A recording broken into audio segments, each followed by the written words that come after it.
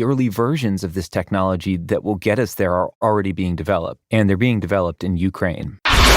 It sounds honestly quite terrifying. Automated gun, crowdsourced on Facebook. When I asked him how or when the first automated killing on the front lines might occur, maybe it was already done. Most likely it was already done. Welcome to Seen and Heard by Venkat, a curation of AI and digital news and views. In this second pilot episode, autonomous robots may have been used in the war in Ukraine, how Oculus Billionaire is helping arm Ukraine, and a more positive story on AI that connects the digital and physical worlds and helps bacterial contamination in catheters. First, killer robots are here, and they are made in Ukraine. Those audios you heard at the start of the show were extracts from the ground, reporting by the New York Times in its podcast, The Daily. Sci-fi movies have shaped our imagination of killer robots to resemble Arnold Schwarzenegger from his Terminator series, or at least some kind of Boston Dynamics robot. But recent New York Times reports from Ukraine show that they can just be a ragtag assembly of cheap consumer electronics hardware bought from a local store, assembled by youngsters in their teens and 20s with some AI programming capabilities. One such group from Ukraine demonstrated how they combined a Raspberry Pi, which are a series of small, single-board computers, often used to teach coding to school kids, with a thermal camera, a drone, and a video game console. One of the employees of the company explained to the reporter, quote, "Put software on it that allows that tiny drone to follow a tank, a piece of artillery, or even a human, and eventually smash into it." They demonstrated it to the reporter on an open dirt road outside of Kyiv, where their CEO rode a motorbike, and these engineers launched the drone. Once they guided it to lock the crosshairs on the motorcycle, the drone followed it autonomously, and the engineers monitored it from a distance. In this demo, they switched it off before it crashed into their CEO and had a good laugh as to how close it was from hurting him.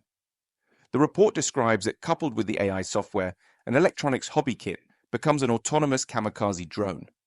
Another bizarre and terrifying story reported by the New York Times is that a Ukrainian commander asked on Facebook how to automate a machine gun without a human gunner in a battlefield. Within a few months, a company delivered him a working prototype that, quote, can automatically identify targets as they come over the horizon or appear, and then it automatically aims, and all the soldier has to do is press the button and shoot, according to the report. Here is the reporter talking to the company executive. When I asked him how or when the first automated killing on the front lines might occur, maybe it was already done. Most likely it was already done. And I said, so okay, but if you wanted to make it fully autonomous, how long would that take? Tomorrow. Ukraine is not Las Vegas for what happens there to stay there. The Times report also mentions that they found, quote, Burmese drone pilots were training on Ukrainian software that taught them to use kamikaze drones.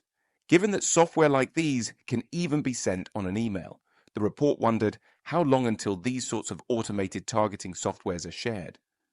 Oculus Billionaire is helping arm Ukrainian engineers making autonomous drones and machine guns for their war against Russia is not the only story about use of AI in that war. NPR ran a story about Palmer Luckey, who was the founder of Oculus, the company that made VR headsets. He sold the company to Meta, which was then called Facebook, for about $2 billion. He later founded Andil, that according to NPR report, makes AI-enabled autonomous weapons like drones and even submarines. Luckey told NPR that Andil has had hardware in Ukraine since the second week of the war. Andil's AI drones, according to him, can be programmed before takeoff to search on their own for Russian tanks or other targets. Once launched, these drones don't need guidance from a Ukrainian soldier, making them very hard to detect and stop. The company also has an order from US Navy to make 200 autonomous, long-range, underwater drones per annum that can dive 6,000 meters deep into the ocean and hunt for submarines, the report adds.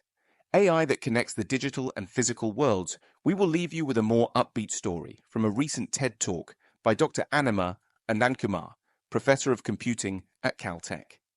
In that TED Talk, she talks about neural operators, which simply put are deep learning AI that, according to her, are trained on the finest details of the real world. In contrast to AI like the popular ChatGPT that lack an understanding of the physical world, her AI models do understand our physical world. So, Dr. Anandkumar and her team have, and I quote, used neural operators to change the inside of the catheter from smooth to ridged. With ridges, now we have vortices created as the fluid flows, and we can hope to stop the bacteria from swimming upstream.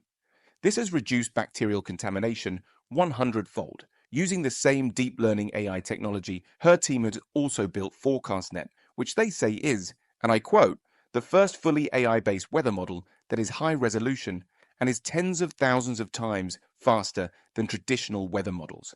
According to her, ForecastNet correctly predicted that Hurricane Lee will hit the coast of Nova Scotia, Canada on September 16, 2023.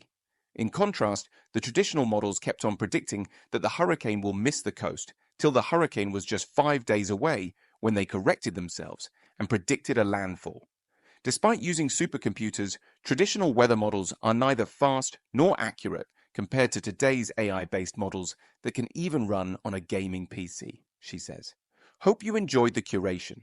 The links to the articles and news items are in the show notes. Please share the episode and subscribe to the channel.